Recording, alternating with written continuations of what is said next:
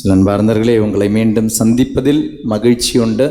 சில ஃபாதர்ஸ் வந்து கேட்பாங்க, ஃபாதர் கடைசி வாரம் தியானம் இருக்கா அப்படின்னு தான் கேட்பாங்க.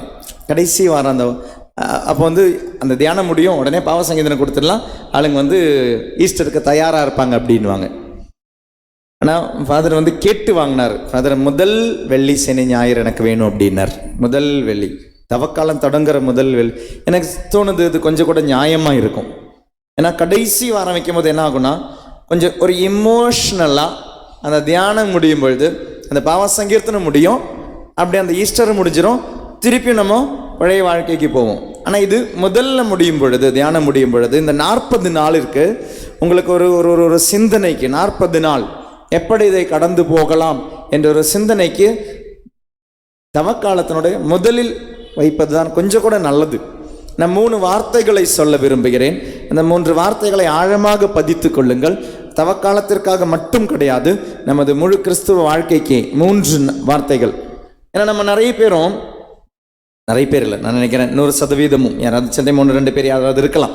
எல்லாருமே கிறிஸ்தவர்கள் தான், கத்தோலிக்கர்கள் தான், திருமுழுக்கு வாங்கினவர்கள்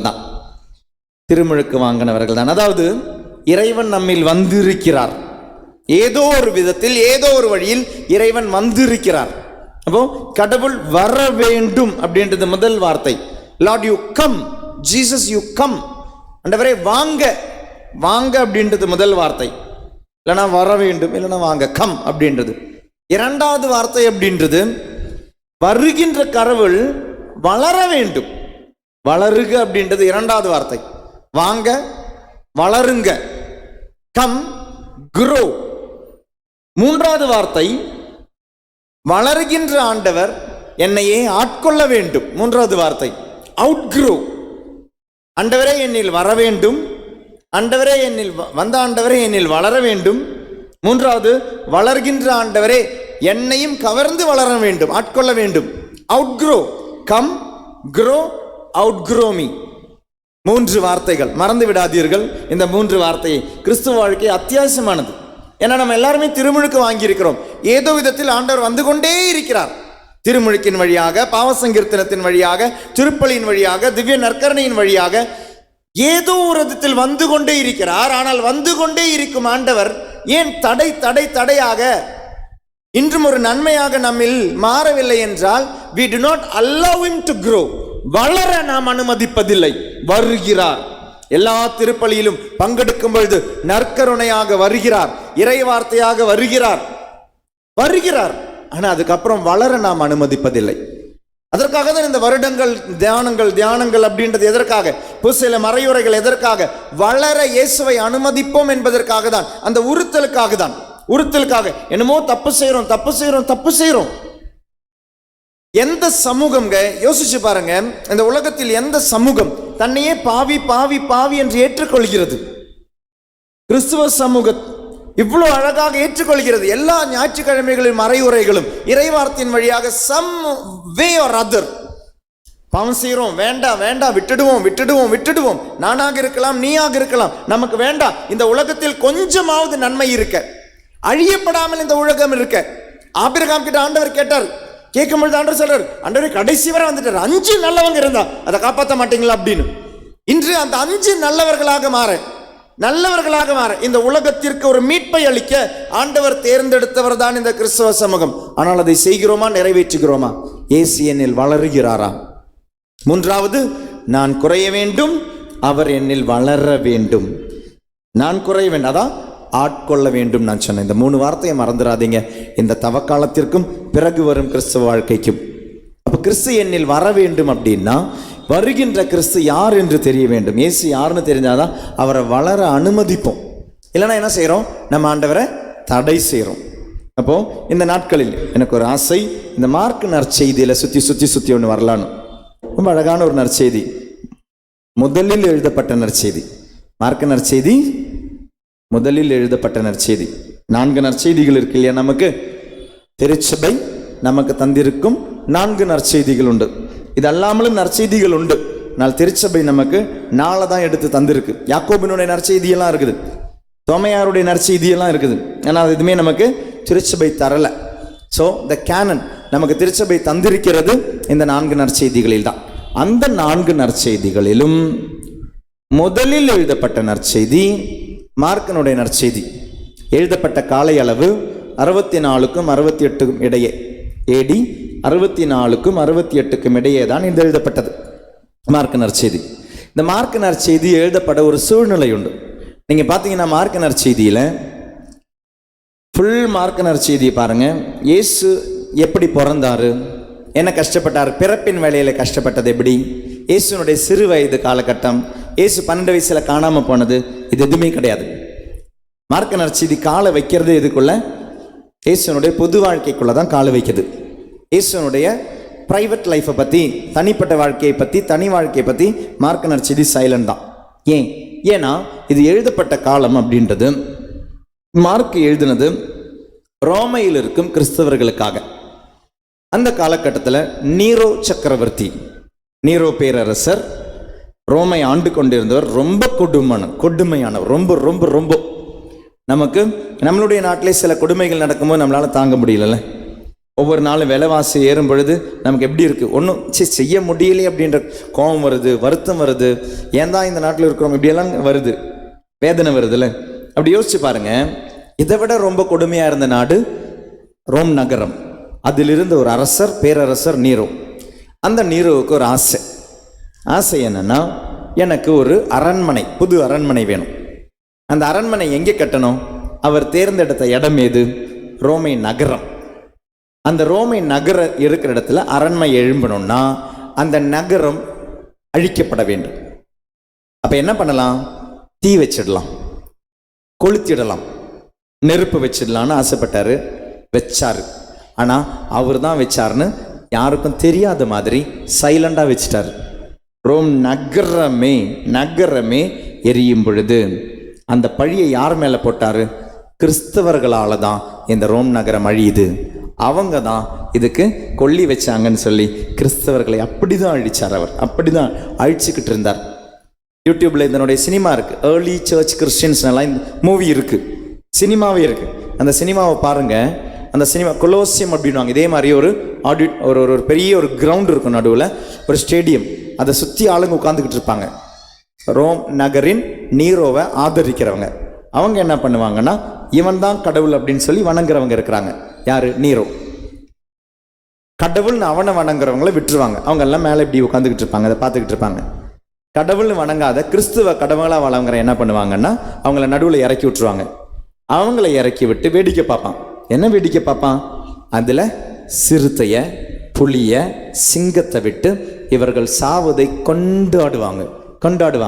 அது மட்டும் கிடையாது, இந்த ரோட்லலாம் கரண்ட் இல்லைல்ல, அன்னைக்கெல்லாம் கரண்ட் கிடையாது, விளக்கு தானே. கிறிஸ்தவர்களை தூண் மேலே கட்டி வச்சு நெருப்பு கொளுத்தி விடுவான். லைட் போஸ்ட் யார் அன்னைக்கு? கிறிஸ்துவை நம்புபவர்கள். இயேசு கிறிஸ்துவை நம்புபவர்களை ரோட்ல, தெரு வீதிகளில் லைட் போஸ்ட் அன்னைக்கு வச்சிருவான். இப்படி இருந்த காலை அளவில் அந்த மக்களுக்காக எழுதப்பட்டதுதான் நற்செய்தி. பிள்ளைகளே, கிறிஸ்துவை நம்புபவர்களே, கிறிஸ்து யார் என்று தெரிந்து கொள்ளுங்கள். உங்களுடைய துன்பத்தில், வேதனையில் உங்களுக்கு ஒரு ஆறுதல் இந்த நற்செய்தி என்று எழுதப்பட்ட நற்செய்தி தான் மார்க்கனுடைய நற்செய்தி. அந்த மார்க்கனுடைய நற்செய்தியிலுடைய முதல் அதிகாரம், முதல் வசனம், இயேசு கிறிஸ்து யாருன்னு பைபிள் சொல்லுது. முதல் நற்செய்தி, முதல் வாக்கியம் எவ்வளவு இம்பார்ட்டண்டா இருக்கும். எடுத்து வாசி பாருங்க. மார்க் 1:1. கடவுளின் மகனான, ரொம்ப ஆழமா சொல்றாரு. இயேசு கிறிஸ்து யாருன்னு துன்பப்படும் கிறிஸ்தவர்களுக்கு. அன்னைக்கு கத்தோலிக்கனோ, புரோட்டஸ்டன்டோ, சிஎஸ்ஐயோ எல்லாம் கிடையாது. அன்னைக்கு ஒண்ணுதான், கிறிஸ்துவை நம்பும் ஒரே ஒரு குரூப் தான் இருந்தது. திருச்சபை மட்டும்தான் இருந்தது. இயேசு கிறிஸ்து இறந்து உயிர்ப்பிக்கப்பட்ட அந்த 30-40 வருடங்களில் எல்லாமே இந்த சபை பிரிவதே 16வது நூற்றாண்டில் தான். அந்த 16 நூற்றாண்டுகளில் இருந்து ஒரே ஒரு திருச்சபை தான். அந்த திருச்சபையில் வாழ்ந்து கொண்டிருந்தவர்கள் இவ்வளவு தியாகங்கள் அனுபவித்து இருக்கிறார்கள். இதை துன்பங்கள் என்று மட்டும் சொல்லி அதை தரம் தாத்தி விடாதீர்கள். துன்பங்கள் அப்படின்னா நெகட்டிவ் வார்த்தை, நெகட்டிவ். சஃபரிங் அப்படின்னா நெகட்டிவ். ஆனா அதையே சாக்ரிஃபைஸ் மாத்தி பாருங்க, அது ரொம்ப ஆழமான வார்த்தை. இயேசு துன்பப்பட்டார், ஆனால் அந்த துன்பத்தை தியாகமாக மாற்றினார். அதான் வித்தியாசம் சஃபரிங்க்கும் சாக்ரிஃபைஸ்க்கு இருக்கிறது. ரொம்ப ஆழமாக அர்த்தமாக சொல்லுகிறார். யார் இந்த இயேசு? யார் இந்த இயேசு கிறிஸ்து? அவர் கடவுளின் மகன். நீங்கள் இறப்பது யாருக்காக, நீங்கள் வாழ்வது யாருக்காக, நீங்கள் வாழ்க்கையை தொலைப்பது யாருக்காக ரொம்ப கிளியரா சொல்றார். நான் எழுத போவது யாரை குறித்து?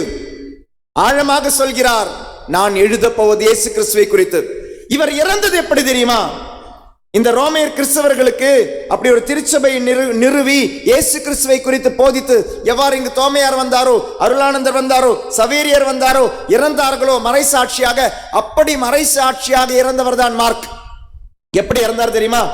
திருச்சபையை நிறுவி அதனுடைய பிஷப்பா வாழ்ந்துகிட்டு இருந்த பொழுதுதான், அவர்களுக்கு அதிகாரியாக தலைமையாக வாழ்ந்து கொண்டிருந்த பொழுது இவரை சாவடிக்கணும்னு நீரோ முடிவு பண்ணிட்டான். இவன் இப்படி போனா சரியாகாது முடிவு பண்ண நீரோ என்ன தெரியுமா பண்ணா? குதிரையுடைய வால்ல இவரை கட்டி அந்த தெருவீதியிலெல்லாம் இழுத்து இழுத்து இழுத்து சாகிற வரை அந்த ரோட்ல இழுத்துக்கிட்டு போனான். அப்படிதான் அவர் இறந்தார். அப்படி இறந்தவர் எழுதின வார்த்தைகள் அது. நான் எழுதுவது ஒரு மனிதனை குறித்து அல்ல, நான் எழுதுவது ஒரு இறைவனை குறித்து, கடவுளின் மகனை குறித்து. இயேசுனா இன்னைக்கு நமக்கு அது உண்மை புரியல. இயேசு அப்படின்றது நம்மளுடைய மந்திரம் ஆகலை, இயேசு அப்படின்றது நம்மளுடைய சக்தி ஆகலை, இயேசு அப்படின்றது யாரும் நமக்கு தெரியல. அதனால தான் இன்றைக்கும் நம்ம நிறைய பேர் கேட்குறோம், நிறைய பேர் நிறைய வாலிபர்களும் கேட்குற ஒரு கேள்வி, இவர் எனக்கு என்ன செஞ்சார்? நான் ஏன் கிறிஸ்தவனாக இருக்கணும்? நான் இப்போ ஒரு இந்துக்கு பொண்ணை கல்யாணம் பண்ணால் என்ன தப்பு? நான் ஒரு முஸ்லீம் மதத்தில் சேர்ந்தால் என்ன தப்பு? உங்களுடைய குடும்பத்தில் வாழும் பிள்ளைகள், உங்களுடைய குடும்பத்தில் அந்த வாழ்க்கையை வாழ்ந்து கொண்டிருந்த எல்லா திருவருட்சாதனங்களும் வாங்கினவங்க, திருமுழுக்கு வாங்கினவங்க, நற்கரணையை வாங்கினவங்க, இதெல்லாம் நடந்துட்டு இன்னைக்கு ஏன் ஒரு மாற்றம்? ஒரே ஒரு காரணம் தான், இயேசு வந்தாரு ஆனா வளரல. திருப்பலிக்கு வந்தோம், நற்கரணையை வாங்கினோம், ஆனா இயேசு வளரல. வந்தாரு, அந்த வந்த இயேசுவை நம்ம வளர விடல. ஏன்னா இயேசு யாருன்னு தெரியல, இயேசு என்ன செஞ்சாருன்னு தெரியல. யோசிச்சு பாருங்க, சாத்தான் உனக்காக ஏதாவது செஞ்சிருக்கான்னு யோசிச்சு பாரு. நன்மையா ஏதாவது செஞ்சிருக்குதான்? சாத்தான் உண்மையாக நன்மையாக உனக்கு எதையுமே செய்யவில்லை. உனது உடலிற்கோ, உனது ஆன்மாவிற்கோ, உனது மனதிற்கோ எதையும் செய்யாத சாத்தான் இன்று உனது ஆன்மாவை திருடி கொண்டு போகும் பொழுது உனக்கு எல்லாம் செய்த இயேசு கிறிஸ்து எவ்வளவு வேதனைப்படுவார் யோசிச்சு பாரு. உனது உடலிற்கும், உனது மனதிற்கும், உனது ஆன்மாவிற்கும் காரணக்காரர். Everything he gave, everything. கடைசி துளி ரத்தம் வர கொடுத்துட்டாருங்க, தண்ணீரை கூட கொடுத்துட்டார். உடம்பு காஞ்ச உடம்பா இருக்குது, தண்ணி கூட இல்லைன்னா அதனுடைய அர்த்தம் என்ன? உடம்பு காஞ்சு போச்சு. அப்படி வர செய்த இயேசு இன்னைக்கும் குப்பை தொட்டியில தான் இருக்கிறார். Because you do not know who he is. அவர் யாருன்னு தெரியல, அவர் யாருன்னு தெரியல. அதனாலதான் மார்க் எழுத ஆரம்பிக்கும் போது கடவுளின் மகனாக இயேசு கிறிஸ்துவை பற்றிய நற்செய்தியின் தொடக்கம்.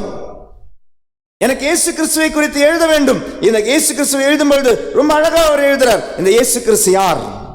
கடவுளின் மகன், கடவுளின் மகன், கடவுளின் மகன். Praise the Lord. Hallelujah, hallelujah, ஹalleluya.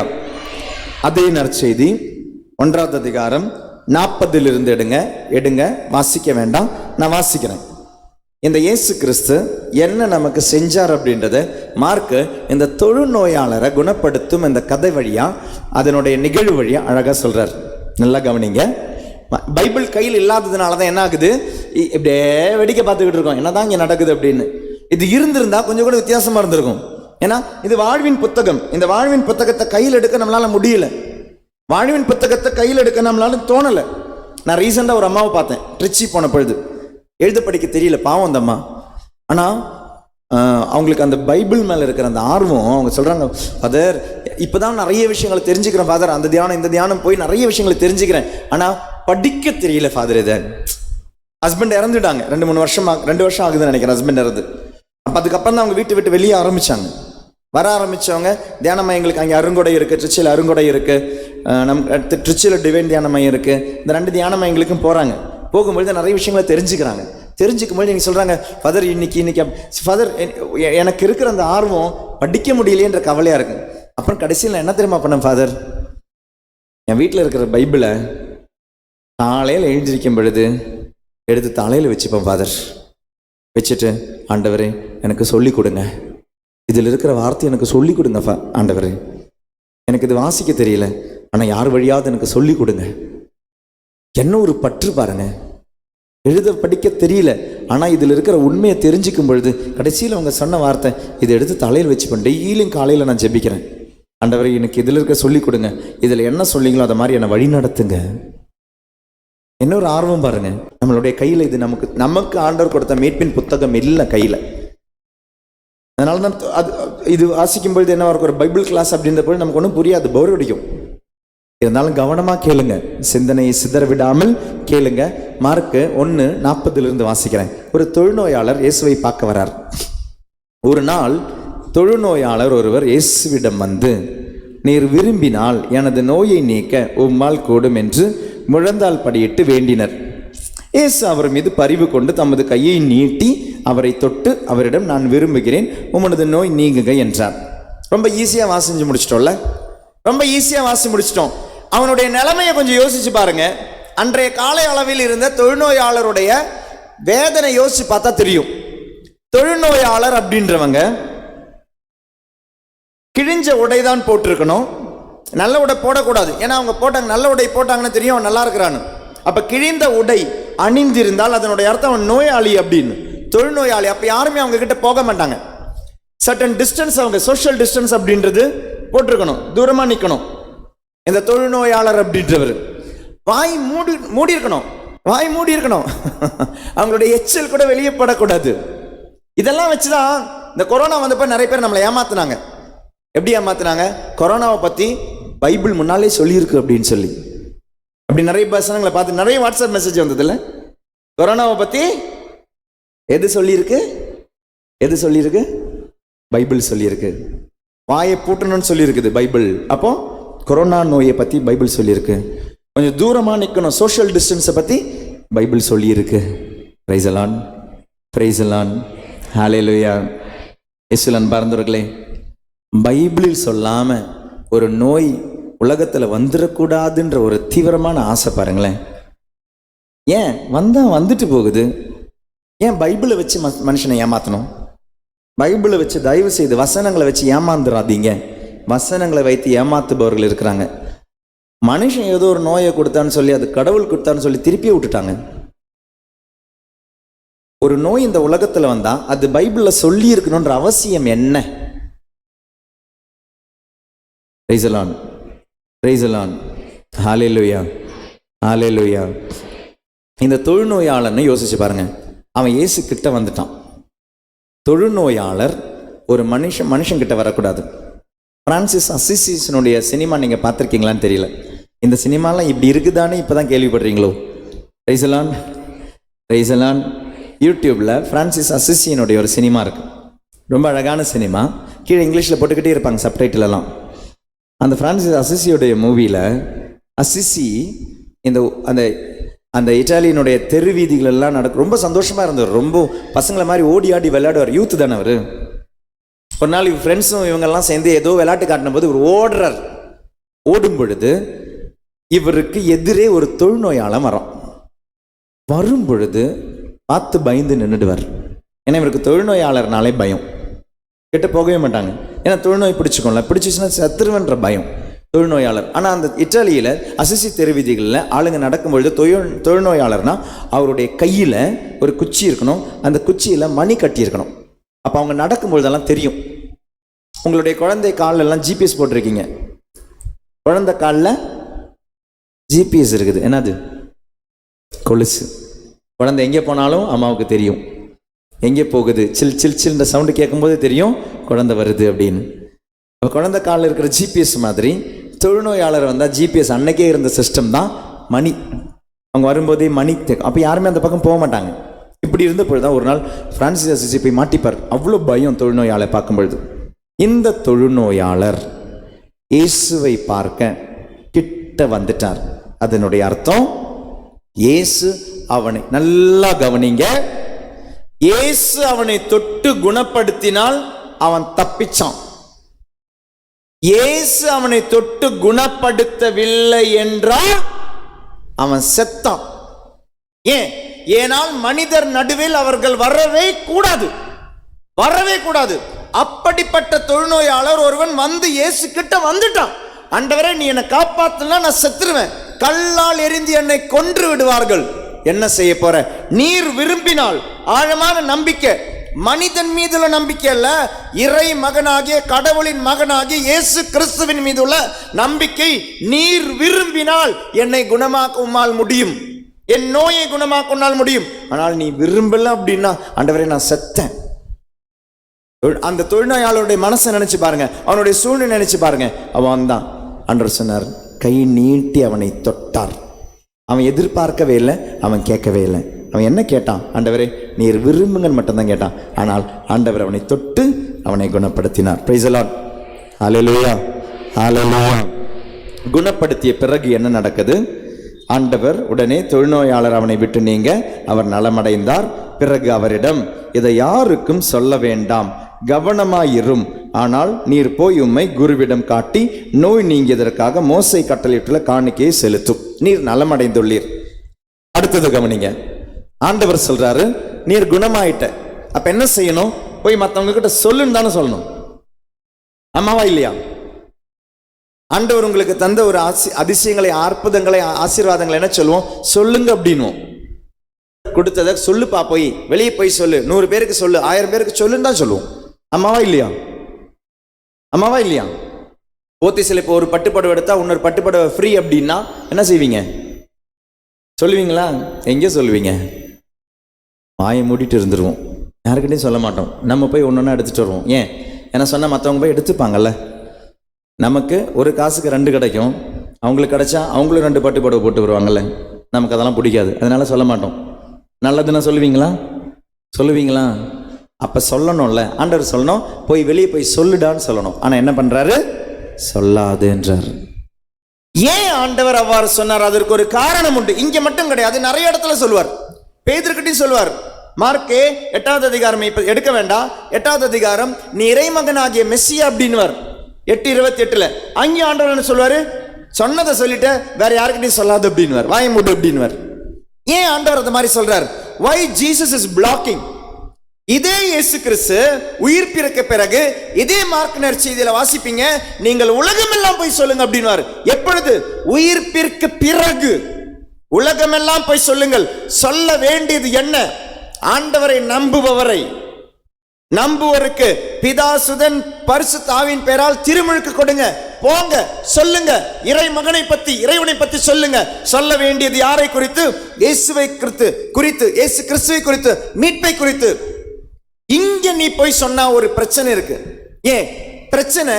இயேசு கிறிஸ்துவ இவன் வெளியே போய் என்னன்னு சொல்லுவான்? இவனுடைய வாழ்க்கையில எனக்கு தொழுநோய் இருந்தது, எனது தொழுநோயை நீக்கிய ஒருவரை நான் கண்டேன் அப்படிதான் சொல்லுவான். நான் ஒரு டாக்டரை பார்த்தேன், அந்த டாக்டர் என்ன குணப்படுத்தினார் தான் சொல்லுவான். இங்க யாராவது கேன்சர் நோய் இருந்துச்சுன்னா ஏதோ ஒரு டாக்டர் கிட்ட போறீங்க, அந்த நோய் உங்களுக்கு குணமாச்சுன்னா அந்த டாக்டரை பத்தி என்னன்னு சொல்லுவீங்க? நல்ல ஒரு டாக்டரை நான் பார்த்தேன்னு தான் சொல்லுவீங்க. ஆமாவா இல்லையா? இவன் வெளியே போய் சொன்னானா இயேசுவை பத்தி என்னன்னு சொல்லுவான்? குணமாக்கும் ஒருவரை கண்டேன் தான் சொல்லுவான். I saw a healer. I saw a healer. குணமாக்கும் ஒருவரை நான் கண்டேன். நீங்க யோசிச்சு பாருங்க, ஒரு டாக்டரை பாக்குறீங்க, அந்த டாக்டர் உங்களை குணப்படுத்திட்டாரு. அந்த டாக்டரை பத்தி நீங்க போய் வெளியே போய் சொல்ல போறது, ஒரு நல்ல டாக்டரை பார்த்தேன், அவன் நல்ல மனுஷனா தெரியாது, அவனுடைய குடும்பம் தெரியாது, குடும்பத்தில் எப்படி இருக்கிறான் தெரியாது, அந்த மனிதன் யாருன்னு சொல்லவே மாட்டீங்க. ஆனால் அந்த மனிதனுடைய ஒரு குணத்தை மட்டும்தான் சொல்லுவீங்க. இன்னைக்கு போய் இந்த தொழுநோயாளன் வெளியே போய் சொன்னானா இயேசுனுடைய ஒரு குணத்தை சொல்லுவானே ஒழிய இயேசு யாருன்னு சொல்லவே மாட்டான். இன்னைக்கு நம்ம சில டைம் சில தியானங்களுக்கு வரும் பொழுது, சில ஆராதனைகளுக்கு வரும் பொழுது கேட்கிற என்ன விஷயம் தெரியுமா? முதல்ல இப்ப ரீசெண்டா தான் இப்ப தியானம் முடிஞ்சது ஏலாவூர்ல, உள்ளிருப்பு தியானம். அந்த உள்ளிருப்பு தியானத்துக்கு வந்த பொழுது வியாழக்கிழமை ஆரம்பிச்சது. வெள்ளிக்கிழமை காலையிலே ஒருத்தங்க என்ன பார்த்து கேட்டாங்க, ஃபாதர் கவுன்சிலிங் எப்ப ஃபாதர் அப்படின்னு தான் கேட்டாங்க. கவுன்சிலிங் எப்ப ஃபாதர்? நான் அவங்க கிட்ட கேட்டேன், கன்ஃபெஷன் எப்பன்னு தெரிய வேண்டாமா அப்படின்னு. பாவ சங்கீர்த்தனை எப்பன்னு நமக்கு தெரியவே வேண்டாம். ஒரு தியானத்துக்கு வரும் பொழுது கவுன்சிலிங் எப்பன்னு தான் தெரியணும். ஏன்? ஏன்னா அவங்க அதை சொல்லுவாங்க, இதை சொல்லுவாங்க, அப்படி சொல்லுவாங்க. நம்மளுடைய சிந்தனை எங்கே போகுது பாருங்க. அருட்சாதனத்துக்கு கிடையாது, மனுஷங்க கிட்ட போகுது. ஒரு தியானத்துக்கு வரும் பொழுது இந்த பாவ சங்கீர்த்தனம் செய்யணுன்ற ஆசை கிடையாது. கவுன்சிலிங் போகணும், என்னுடைய குடும்பத்தை பற்றி சொல்லணும், என் பசங்களை பற்றி சொல்லணும், அவங்களுக்கு அந்த ஹீலிங். எப்போ ஃபாதர்? அடோரேஷன், அதுதான். எப்போ ஃபாதர் போஸ்ன்றது நமக்கு பிரச்சனையே கிடையாது, கேள்வியே கிடையாது. இன்னைக்கு ஆராதனை இருக்கான்னு தான் கேள்வி. இன்னைக்கு ரொம்ப ஃபோன் பண்ணியிருந்தாங்க காலையில மத்தியானமும், யாரும் எனக்கு தெரியல, ஃபோன் வழியாக வந்தது, ஆஃபீஸ் நம்பர் வழியில் வந்தது. அப்போ எங்கிட்ட கேட்டாங்க, ஃபாதர் என்ன ஃபாதர் தியானம் ஏதாவது இருக்கா அப்படின்னாங்க. நான் சொன்னேம்மா நாளைக்கு நைட் விஜில் இருக்குமா அப்படின்னு. அவங்க கேட்ட ஒரு அடுத்த விஷயம் என்ன தெரியுமா? ஃபாதர், ஹீலிங் அடரேஷன் இருக்குதா ஃபாதர்? ஹீலிங் அடரேஷன் இருக்குதா ஃபாதர்? Praise the Lord. குணமளிக்கும் ஆராதனை இருக்குதா ஃபாதர்? அதான் கேள்வி. இறைவார்த்தையை சொல்லுவாங்களா ஃபாதர்? கேள்வி கிடையவே கிடையாது. பூசை இருக்குதா ஃபாதர்? கிடையவே கிடையாது. கேள்வி என்ன தெரியுமா? ஆராதனை இருக்குதா ஃபாதர்? அதுவும் சாதாரண ஆராதனை கிடையாது. என்ன ஆராதனை? குணமளிக்கும் ஆராதனை. அது என்னங்க? அது ஸ்பெஷல். எல்லா ஆராதனையிலும் அவர் தானே வர்றாரு, இயேசு தானே வர்றாரு, அவருக்கு மாற்றம் கிடையாதுல்ல. அப்புறம் என்ன குணமளிக்கும் ஆராதனை? அது எதாவது ஸ்பெஷல் இருக்குதோ? 100 ரூபாய் எக்ஸ்ட்ரா கொடுக்கணும் அதுக்கு? சரி, எவ்வளோ கேவலப்படுத்துறோம் பாருங்க இயேசுவை நம்ம. ஏன்? ஏன்னா இயேசு யாருன்னு தெரியல. வந்தார், அப்படியே தான் இருக்கிறார், வளரவே மாட்டார். வளராதவர் எப்படிங்க நம்மளை ஆட்கொள்ளுவார்? இந்த கேவலமான கிறிஸ்துவ வாழ்க்கை தான் வாழ்ந்து கொண்டிருக்கிறோம். இயேசு வருகிறார், வளரவே இல்லை. இன்னைக்கும் குழந்தை இயேசுவா தான் இருக்கிறாரு. Price the Lord, praise the Lord, praise the Lord. குழந்தை இயேசுவாவே தான் இருக்கிறார் நமக்குள்ள, வளரவே இல்லை இயேசு கிறிஸ்து. அதனால தான் இயேசு சொன்னார், தம்பி நீ வெளியே போய் இப்போ சொல்லாதடா, சொன்னா என்னை தொந்தரவு பண்ணுவாங்கடா. எதுக்கு தெரியுமா வருவாங்க? வர்றதுக்கு தான். ஆண்டவரே என்னை தொடுங்க ஆண்டவரே, நான் ஆசீர்வதிங்க ஆண்டவரே, எனக்கு நோய் இருக்கு ஆண்டவரே, இந்த நோயில் விடுதலை வேணும் ஆண்டவரே, இப்படி தாண்ட வருவாங்க. தயவு செய்து போய் சொல்லாதடா அப்படின்னு. கம்னு இருந்தான் அவன், சொன்ன பேச்சு கேட்டான். அவன் என்ன பண்ணான்? போய் ஊரெல்லாம் சொல்லிட்டான், போய் ஊரெல்லாம் போய் சொல்லிட்டான். இப்ப நடந்த கொடுமை என்னன்னு பாருங்க. நான் வாசிக்கிறேன் அந்த கொடுமையை, நீங்க பைபிளிலிருந்தே வாசிக்கணும். ஆனால் நீர் போய் உம்மை குருவிடம் காட்டி நோய் நீங்குவதற்கு மோசம் கட்டளை என்பதற்கு என்று மிக கண்டிப்பாக கூறி உடனடியாக அவரை அனுப்பிட்டார். போய்டா அப்படின்ட்டார், இப்படியே போய்டு அப்படின்ட்டார். 45வது வசனம். ஆனால் அவர் புறப்பட்டு சென்று இந்த செய்தியை எங்கும் அறிவித்து பரப்பி வந்தார். அதனால் இயேசு எந்த நகருக்குள்ளும் வெளிப்படையாக செல்ல முடியவில்லை. வெளியே தனிமையான இடங்களில் தங்கி வந்தார். Price the Lord. நடந்த கொடுமை இப்படி வாசி உங்களுக்கு புரியல. அது நம்மளுடைய இந்த கொரோனா காலகட்டத்தில் நடந்ததை வச்சு சொல்றேன், ஈஸியா புரியும். கொரோனா நோய் வந்தவங்க வந்தா என்ன செய்யணும்? தனிமைப்படுத்தணும் இல்லையா? குவாரண்டைன், தனிமைப்படுத்த வேண்டும். ஒரு தொழுநோயாளி பப்ளிக்கு வர முடியுமா? வர முடியாதா? வர முடியாது. அவனை தனிமைப்படுத்த வேண்டும். இயேசு கிறிஸ்து ஊர் ஊரா போய் நற்செய்தியை பரப்பி வந்தார். தொழுநோயாளி அமைதியா வீட்டில் குவாரண்டைன்ல உட்காந்துட்டு இருந்தான். எப்படியும் வந்து காலில் விழுந்துட்டான், இயேசுனுடைய காலில். இயேசு அவனை தொட்டு குணப்படுத்திட்டார். இப்ப நடந்தது என்ன? குவாரண்டைன்ல இருந்தவன் வெளியே பப்ளிக்கா ஊர் ஊரா சுத்திக்கிட்டு இருக்கிறான். ஊர் ஊரா சுத்தி நற்செய்தியை போதித்த வந்த இயேசு குவாரண்டைனுக்கு போயிட்டார். யோசிச்சு பாருங்க இயேசுனுடைய நிலைமைய. நல்லது தானே செஞ்சார், என்ன கொடுமை பண்ணா பாருங்க. குவாரண்டைன்ல இருந்தவன் ஊர் சுத்த ஆரம்பிச்சிட்டான். ஊர் சுத்திட்டு இருந்த இயேசு குவாரண்டைனுக்கு போயிட்டார். Price the Lord, praise the Lord. இயேசுவின் அன்பார்ந்தவர்களே, நான் இது கிண்டலா சொன்னேன், சிரிப்பா சொன்னேன். ஆனா உண்மையா இயேசு செஞ்சதே அதுதான், இன்னைக்கு செய்யறது அதுதான். மார்க்கு நற்செய்தியில் உடனே 1வது அதிகாரத்தில் இயேசு திருமுழுக்கு பெறுகிறார். திருமுழுக்கு யோவான் கொடுத்து கொண்டிருந்தது பாவிகளுக்கான திருமுழுக்கு, பாவ மன்னிப்பிற்கான திருமுழுக்கு. பாவமே இல்லாதவர் அதை போய் வாங்கினார். எதற்காக தெரியுமா? பாவியினுடைய இடத்தில் வந்து தன்னையே விட்டு கொடுத்தார். I am not a sinner, but I am replacing you. உன்னை உனது சார்பாக நான் போய் நிற்கிறேன் பாவியா. He is taking your position. This is Jesus Christ. இயேசு கிறிஸ்து என்பவர் நீ என்னவாக இருக்கிறாயோ அதுவாக மாறுகிறார். இதையெல்லாம் சிலுவையில் செஞ்சார். பாவமே இல்லாதவர் பாவியாக சித்தரிக்கப்பட்டார். தொழுநோயாளவன் அவன் குவாரண்டைன்ல இருந்தான், பப்ளிக்ல சுத்தினான். பப்ளிக்ல இருந்த இயேசு அவனுடைய நிலையை ஏற்று தனிமைப்படுத்தப்பட்டார். வெளியே சுதந்திரமாக அவனை விட்டார். This is exactly what Jesus has done, is doing. செய்ததும் செய்து கொண்டிருப்பதும் அதுவே. உனது சார்பை, உனது நிலையை அவர் ஏற்றுக்கொண்டார். எவரும் உனது நிலையை ஏற்றுக்கொள்ள மாட்டார்கள், எவரும். இதுதான் நற்செய்தி, இதுதான் நற்செய்தி. பாவ மன்னிப்பின் நற்செய்தி. இது யாரை குறித்து? இயேசு கிறிஸ்துவை குறித்து. ஒரு குணமளிப்பவரை குறித்து அல்ல இந்த நற்செய்தி. மீட்பு தருபவரை குறித்து இந்த நற்செய்தி. தொட்டு சுகப்படுத்துபவரை குறித்து அல்ல நற்செய்தி. நற்செய்தி என்பது it is about the person called Jesus Christ. Person, இவர் ஒரு நபர், இறைவனாக மனிதர், கடவுளின் மகனை குறித்துள்ள நற்செய்தி. அதுதான் நற்செய்தி. அந்த நற்செய்தியை யாருக்கு கொடுத்தார்? துன்பப்படும் ரோமையின் கிறிஸ்தவர்களுக்கு கொடுத்தார் மார்க்கு. உங்களுடைய துன்பங்கள் ஆசீர்வாதங்களாக மாறும். இயேசு கிறிஸ்துவை நம்புங்கள். இயேசு கிறிஸ்து குணமளிப்பார் என்பது ஒரே ஒரு ஆங்கிள் மட்டும்தான். இயேசு கிறிஸ்து, நீங்க யோசிச்சு பாருங்க, நோயே இல்லாத உங்ககிட்ட வந்து இயேசு குணமளிப்பார்னா என்ன சொல்லுவீங்க? எனக்கு தேவையில்லை, தேவையில்லை.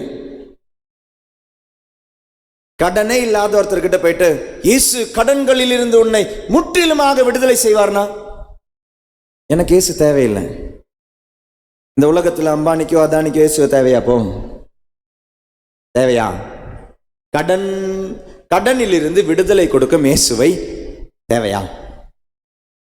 நோய் இல்லாத உனக்கு நோய் தீர்க்கும் இயேசுவை தேவையா? ஆனால் உலகத்தில் எல்லாருக்கும் தேவை ஒரு இயேசு கிறிஸ்து. யார் தெரியுமா? பாவங்களில் இருந்து மன்னிப்பவர்.